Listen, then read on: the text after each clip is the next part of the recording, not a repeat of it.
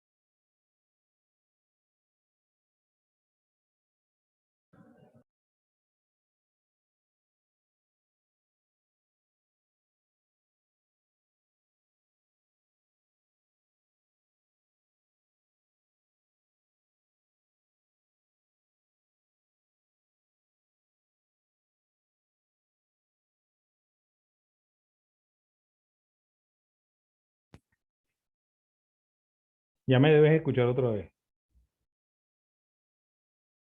Sí, profesor, ahora sí se escucha. Sí, lo que pasa es que yo tengo que ver cómo hago para que el switch del micrófono no, no, no haga contacto con el escritorio, porque eso es lo que apaga el switch del micrófono, pues.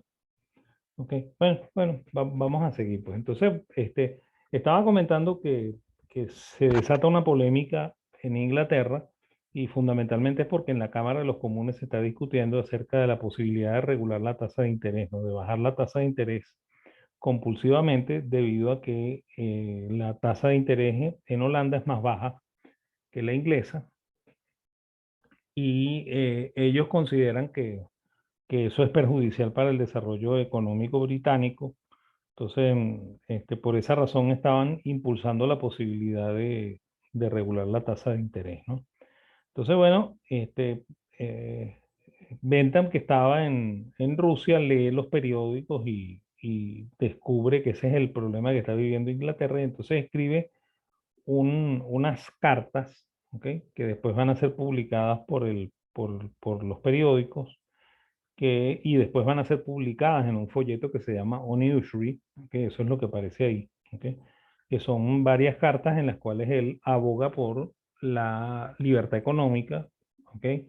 Diciendo que la tasa no debe ser regulada, que eso debe obedecer a sencillamente un contrato entre dos personas y que bueno, probablemente es muy cierto que las tasas en Inglaterra son más altas que en Holanda, pero eso no es ¿cómo se llama? Eso no obliga a que el gobierno baje las tasas compulsivamente o que se inmiscuya en el mercado, sino por el contrario, lo que debería ocurrir es que debería haber más ahorro, ¿ok?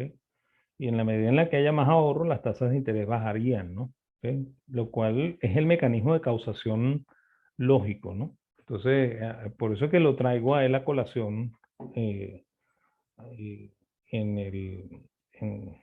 en, en este grupo de pre-austríacos, ¿ok? No porque él haya tenido un carácter muy austríaco que se diga, ¿ok? Aunque aquí hay una posible dicotomía, ¿ok? Entre dos de las vertientes austríacas, ¿no? Porque Rothbard es cultor de los derechos naturales, ¿ok? Por lo cual es cultor del derecho consuetudinario, ¿no? ¿Ok? Mientras que Mises era más cultor del derecho positivo, ¿no? ¿Ok? O sea, más que del derecho natural. Entonces, pudiera apelarse un poco a Bentham, ¿no? Sin embargo, Bentham es un tipo muy difícil, ¿no? ¿Ok? Bentham, más que un liberal, es un conservador, ¿no? ¿Ok? Y se le nota en su actitud, ¿no? Porque cuando él está en Rusia, y a Rusia la está gobernando Catalina la Grande, ¿ok? Y Catalina la Grande era despótica, ¿no? Era una dictadora, eso es lo que es esa señora, ¿ok? Entonces, él le propone a Catalina la realización de leyes, ¿ok? Que permitieran justificar jurídicamente todos los desmanes que hacía esta señora, pues, ¿ok? Entonces, eso no es liberal, ¿no? Ni por asomo, pues, ¿ok? Entonces, eso lo defendía Bentham, ¿no? ¿Ok? Y Bentham eh, era muy amigo de Francisco de Paula Santander, y a través de Francisco de Paula Santander, eh, este, eh, eh, hizo contactos con Bolívar, y Bolívar lo tuvo en muy buena estima hasta el atentado de septiembre del 29, ¿no? Cuando atentan contra la vida de Bolívar, y Bolívar descubre que detrás de aquello está Francisco de Paula Santander. Entonces, él manda a quemar los libros de Bentham, ¿ok? Y incluso para un proyecto que se había ejecutado de crear escuelas bentamianas en Venezuela, bueno, en Colombia, ¿ok? O sea, el Libertador quería montar un grupo de escuelas de educación inspiradas en el pensamiento de Bentham, se llamaban así escuelas bentamianas, y bueno, todo ese proyecto se paró, pues, ¿ok? Se paró porque eh, Bolívar asoció a Francisco de Paula Santander con Bentham, y y quiso romper por completo esa relación, pues, ¿ok? Luego, también Bentham fue muy amigo, bueno, igual que Ricardo, igual que Mill, fueron muy amigos de Andrés Bello, ¿ok? De Luis López Méndez y de Miranda, ¿ok? Y bueno, y a través de la influencia de ellos, ¿ok? Es que surge el espíritu de hacer leyes de Andrés Bello, ¿no? ¿Ok? O sea, por ahí vienen esas cosas, ¿no? De hacer leyes. E incluso es lo que hace que el mundo de habla latina, ¿ok? Porque ahí sí metemos a los franceses, a los portugueses, a los italianos, y y a los que hablamos español o hablamos castellano, ¿ok? Nos mete en el ambiente del positivismo jurídico, ¿no? El positivismo jurídico es esta manía de hacer leyes, ¿no? ¿Ok? Que no necesariamente es bueno, ¿ok? Yo no comparto muchas cosas con Rothbard, pero sí comparto la, el, el, lo consuetudinario, ¿no? A mí me gusta el derecho consuetudinario. Yo creo que ese es el verdadero derecho, ¿ok? Entonces, a mí ese derecho de las leyes no me gusta porque trata de encasillar el, el país en unas normas que probablemente no son las que le son propias, ¿no? Ojo que el espíritu de Mises no es ese, ¿no? El espíritu de Mises más bien es que el positivismo jurídico se extraiga de la misma costumbre, ¿no? ¿Ok? O sea que él sí está de acuerdo con hacer leyes, pero cree que las leyes no deben ser extrambóticas, sino que deben estar justificadas en la misma cultura del pueblo, ¿no? Yo ahí sí estoy de acuerdo. O sea, ahí aceptaría el positivismo jurídico. ¿Ok? Entonces, bueno, eso es lo de Bentham, ¿no? ¿Ok? Este, un poquito después de Bentham, Mill y Ricardo van a hacer sus aportaciones, ¿ok? Mill fue un empleado de Bentham, ¿ok? James Mill, el padre de John Stuart Mill, es un tipo que tiene una vida muy, muy complicada, ¿no? ¿Ok? Mill nació en un hogar calvinista. Su madre era estaba profundamente este, eh, dirigida a que el hijo estudiara. ¿Okay? Es más, de hecho, de hecho, James Mill entra al seminario, ¿okay? Por, eh, por impulso de la madre, ¿no? ¿Okay? Él trató de ser pastor calvinista, ¿okay? Su papá era un zapatero, ¿okay? El apellido de ellos de verdad no es Mill, ¿ok? Es Miller, ¿ok? Eh, James Mill lo cambió por Mill, ¿ok? Para que sonara más, más fácil, ¿ok? Y bueno, el papá era un zapatero, ¿no? ¿Ok? Era un artesano que pudo pagar la educación de James, ¿ok? Sin embargo, cuando James ya estaba bastante avanzado en esto de ser pastor calvinista, descubrió que era ateo, ¿no? Descubrió que para él Dios no existía, ¿ok? Y se lo hizo saber al padre y a la madre, y bueno, y aquello fue un drama familiar horrible, ¿ok? Y bueno, él, aprovechando esa cultura tan inmensa que había recibido en el seminario, este, eh, comenzó su vida como periodista, ¿no? O sea, se dejó contratar en por un periódico y el periódico le fue relativamente bien hasta que el periódico empezó a irle mal y cuando le empezó a ir mal, él estuvo metido en rollos otra vez, ¿no? ¿Ok? Lo peor es que él se había casado, ¿no? En el interín y ya estaba eh, recién nacido el joven John Stuart Mill, ¿ok?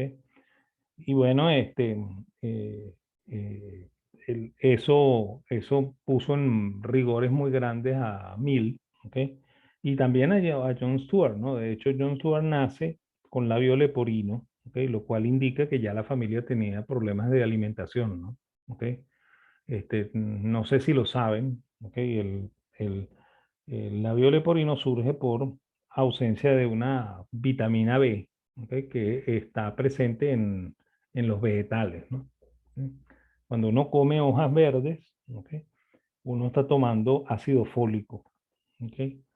Que es lo que impide que el- el- la madre gestante produzca un niño con labio leporino, ¿no? ¿Ok? Y bueno, y eso le pasó a Jon Stewart, ¿no? Y bueno, eh, y esa también es la razón por la cual en Venezuela los ginecobstetras recomiendan a las mujeres embarazadas que tomen ácido fólico independientemente de la clase social, ¿no? Porque en Venezuela la gente no come vegetales, ¿ok? Y la incidencia de labio leporino en Venezuela en los años 70 y 80 fue impresionante, ¿no? Entonces, excedió el promedio internacional.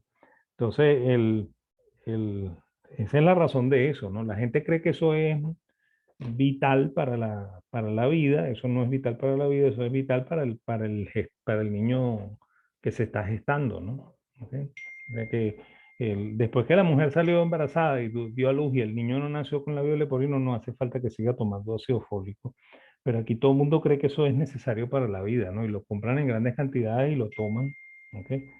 Cuando eso se absorbe mejor y es totalmente innecesario cuando uno come vegetales verdes. ¿Ok? Entonces, bueno, entonces, bueno, eh, el, el padre, James Mill, pasó años muy difíciles, ¿ok? Y en esos años fue empleado de Bentham, ¿ok? Bentham le tenía cierta estima, ¿ok? Y se aguantaba sus arranques de mal humor, ¿ok? Porque Bentham en realidad era como la Catalina la Grande, era un dictador, ¿no? Y le gustaba dictar y que los demás escribieran lo que él dictaba, ¿no? ¿Ok? El único que protestaba los dictados era James Mill, ¿ok? Sin embargo, Bentham lo tuvo en cierta estima, ¿no? ¿Ok? Y bueno, y hasta que por fin él, con mucho esfuerzo, escribió un libro que se llama La historia de la India, ¿ok? Que lo escribió visitando las librerías las bibliotecas de Inglaterra, de Londres, ¿ok? Y eso le dio renombre a Mill, ¿no? Y Mill fue convertido luego de eso en el director del, de la naciente Compañía de Indias, ¿ok? Lo cual acomodó la vida de Mill. Y Mill pasó a ser socio de Bentham en este negocio de venderle leyes a los países despóticos, ¿no? ¿Ok? Entre ellos la futura Colombia, ¿no? ¿Ok? Tanto la futura Colombia que tenía en la mente Francisco de Miranda como la Colombia que tuvo en mente el libertador Simón Bolívar, ¿no? ¿Ok? Entonces, bueno, y bueno, y Mill también es el culpable de que Ricardo se haya dedicado a la economía, ¿no? Porque Ricardo no tenía mucho interés en la economía, Ricardo estaba más interesado en la geología, ¿ok? Y en la química que en la economía. El que lo empuja por el lado de la economía es James Mill, ¿ok?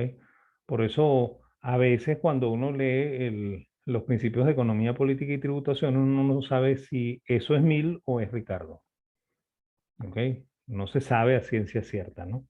De hecho, Ricardo mostró que se tenía alguna facilidad para la economía cuando hubo un conflicto muy grande en el siglo XIX debido a la suspensión del patrón oro, ¿no? Inglaterra suspendió varias veces el patrón oro, ¿ok? Por lo cual Inglaterra no es un ejemplo notorio de un país que sigue el patrón oro a pie juntillas, ¿ok? Y lo había suspendido a finales del siglo XVIII, 1797, ¿ok? Cuando comenzaron las guerras napoleónicas, ¿ok? Y lo mantuvo incluso después de terminadas las guerras napoleónicas. Las guerras napoleónicas terminaron en 1815 con la batalla de Waterloo y el patrón oro permaneció suspendido hasta 1840, ¿no? ¿Ok? Entonces, bueno, en ese interín, ¿ok? Ricardo escribe unos folletos que se llaman el dinero, eh, eh, el dinero lingote, ¿ok? Eh, y eso marca en primer lugar la creación de la escuela monetaria, ¿no? ¿Ok? Ahí los que se llamaban este, bulionistas pasaron a llamarse monetaristas. ¿Ok? Y, y bueno, y hace que Ricardo sea reconocido como una persona que sabía mucho de dinero, ¿no? ¿Ok? Ricardo era corredor de bolsa. ¿Ok? Además, la vida de Ricardo también es medio complicada, ¿no? Ricardo es el cuarto hijo de 11 hijos que tiene un corredor de bolsa de origen judío holandés. ¿Ok? Y mucho más atrás, la familia es de origen judío, portugués y español, ¿no? O sea, eran sefardíes. ¿Ok? Ellos fueron expulsados en 1492 de España, ¿ok? Y se fueron a Portugal. En Portugal no les fue muy bien. Entonces, poco a poco fueron cambiando de sitio hasta que llegaron a Holanda, ¿ok? En Holanda, nace Abraham, el papá de David, ¿ok? y luego se mudan a Inglaterra, ¿no? Que es donde nace David Ricardo. ¿Ok? Y eso también relata un poco qué fue lo que pasó con los judíos que votaron de España, ¿no? Algunos se fueron para Portugal, otros se fueron para Marruecos. ¿Ok? Otros aprovecharon el estar en Marruecos para irse primero a Holanda. ¿Ok? Y los de Portugal también se fueron a Holanda y por último algunos se fueron a Inglaterra. ¿Ok? Y con ellos viajó la revolución industrial, pues. La revolución industrial trató de acentrarse en España y en Portugal, no funcionó porque el mercantilismo de España y Portugal era un mercantilismo muy interventor. ¿Ok? Este, eh, Funcionó mejor en Holanda y en Inglaterra porque ese mercantilismo era un poquito más liberal, ¿no? ¿Ok? Entonces, esa es la razón, ¿no? ¿Ok? Y bueno, eh, Ricardo nace en Inglaterra, ellos se dedican al negocio de la correduría de bolsa. ¿Ok? El corredor de bolsa, en el momento en que Ricardo es corredor de bolsa, no es un corredor que vende y compra acciones. ¿Ok? Por lo cual Ricardo no conoció ese instrumento que llamamos nosotros acciones, conoció bonos. ¿Ok? Y fundamentalmente bonos del gobierno británico, bonos públicos. ¿Ok? Por lo cual Ricardo era un corredor de bonos, ¿no? E incluso emitió algunos bonos para el gobierno británico, ¿ok? Que era el trabajo que hacían los corredores en su momento, ¿no? Entonces, bueno, su papá está interesado en que el muchacho estudie, lo manda a Holanda a estudiar, ¿ok? Él va a pasar un tiempo en unas escuelas rabínicas, ¿ok? Y aquí hay que pensar en lo siguiente, ¿no? Los judíos, ¿ok? Por tradición, cuando se asientan en algún sitio, ¿ok? Y eso le está pasando a los judíos que están emigrando de Holanda a Inglaterra en ese periodo, ellos no establecen sinagogas, ¿ok? Los judíos no les interesa al montar una sinagoga, porque la sinagoga es un edificio que tiene un carácter un poquito más simbólico que físico, ¿no? ¿Ok? El, la sinagoga en el lenguaje judío lo que significa es 10 hombres, ¿ok? Del sexo masculino, ¿ok? Que estudian la Biblia, ¿ok? Que son 10 rabinos, ¿ok? Porque rabino es un joven, un chico adolescente que hizo el bar mitzvah, ¿ok? Y que se convirtió en, en un adulto que puede discutir las Sagradas Escrituras. ¿Ok? Entonces, en la sinagoga lo que se hace es discutir la escritura, decir, pensar qué fue lo que quiso decir Dios con eso. ¿Ok? La religión judía no se parece a la religión cristiana en eso. ¿Ok? Y además una religión, diríamos, muy machista, en el sentido de que son hombres los que la estudian, ¿no? El, en la religión la mujer está exceptuada de aprender religión, ¿ok? Y la mujer tampoco se sienta en la parte delantera de la, de la sinagoga, se sienta en la parte de atrás, ¿ok? Y, y bueno, y los hombres son los que se sientan adelante y discuten lo que quizás quiso decir Dios cuando, cuando escribió o dictó lo que está escrito en la Biblia, ¿no? ¿Ok? El, ese es el sentimiento de los judíos en relación a la religión, ¿no? ¿Ok? Y bueno, el padre lo manda a escuela rabínica con la intención de que haga su bar mitzvah, se convierta en un judío regular, ¿ok?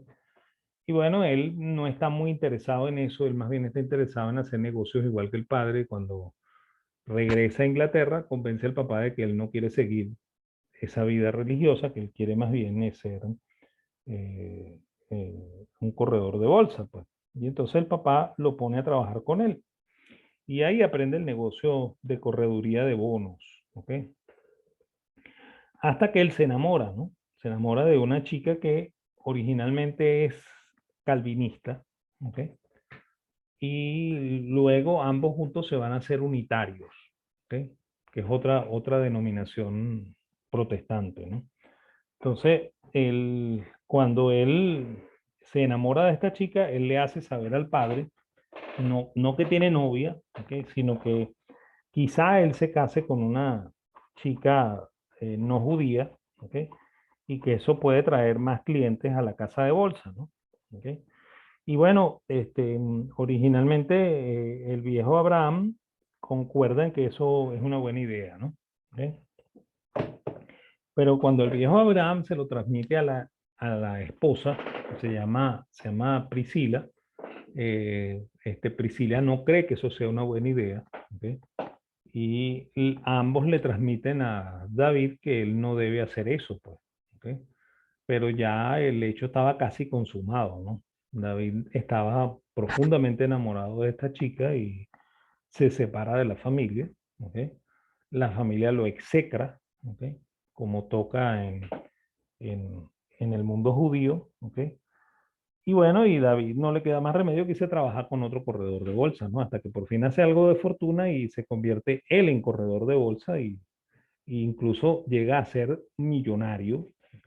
Que era una cosa que no había hecho ninguno de los Ricardo hasta ese momento, ¿no? ¿Ok?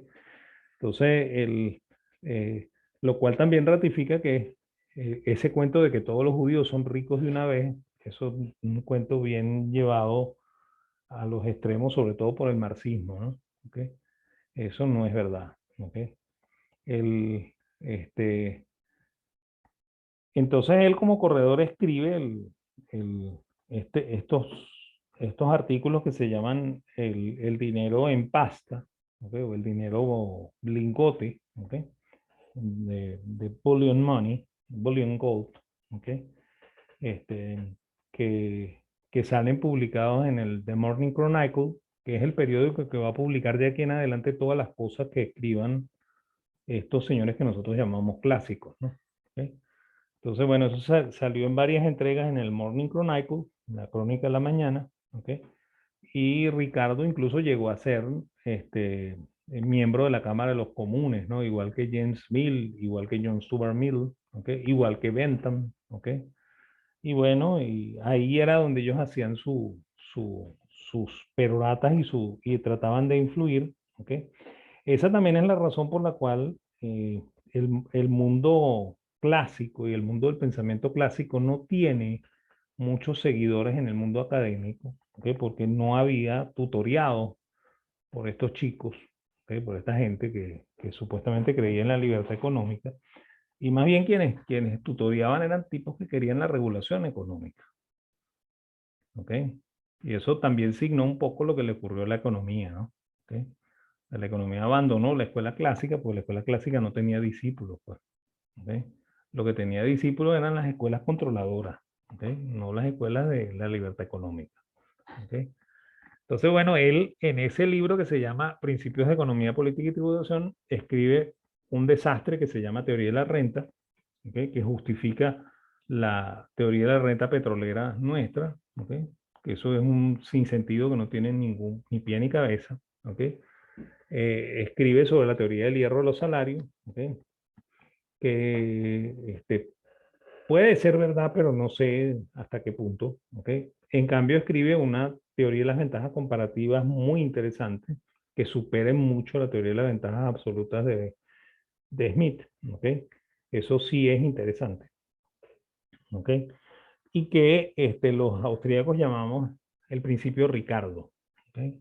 Eso lo llamamos nosotros el principio de Ricardo o la ley de Ricardo, la teoría de las ventajas comparativas. ¿Okay? Su teoría de la producción la copia de los fisiócratas. ¿Okay? Y él expone que el dinero es neutral en el largo plazo. ¿Okay? Por eso es que hablan de una velocidad de circulación del dinero estable, ¿no? ¿Okay? Porque el dinero es neutral en el largo plazo. Y por supuesto, aquí es donde aparece por primera vez la palabra equilibrio. Él habla de un equilibrio en el largo plazo. ¿Okay? Este, el dinero no es neutral nunca, ¿okay? Ni en el corto ni en el largo plazo. ¿Okay? Y a veces parece que no es neutral en el corto plazo. ¿Okay? Y eso es lo que justifica cosas como la teoría monetaria moderna. ¿Okay? Y bueno, el equilibrio también es cuestionable, ¿no? ¿Okay? Bueno, ok. Este, con respecto a la ley de la renta de Ricardo, Ricardo cree que existen tres factores, ¿ok? La tierra, el trabajo y el capital, y existen tres dueños de esos factores con tres remuneraciones, ¿no? La tierra es dueña del rentista que recibe la renta, ¿ok? El trabajador es dueño del salario, del trabajo que recibe el salario, y el capitalista recibe la renta del capital, ¿ok? Entonces, en esa teoría, yo no sé de dónde saca Ricardo que desde un inicio se explotan siempre las mejores tierras, ¿ok? Nadie sabe de dónde sacó él ese supuesto, ¿ok? Y bueno, y él relaciona, él lo que tiene en realidad es un sistema de tres ecuaciones, ¿no? O sea, debería tener un sistema de tres ecuaciones porque tiene tres incógnitas, ¿no? Pero no tiene tres ecuaciones, ¿no? Porque esto no es matemática, ¿no? ¿Ok? Es más, de hecho, Ricardo tiene problemas muy serios con la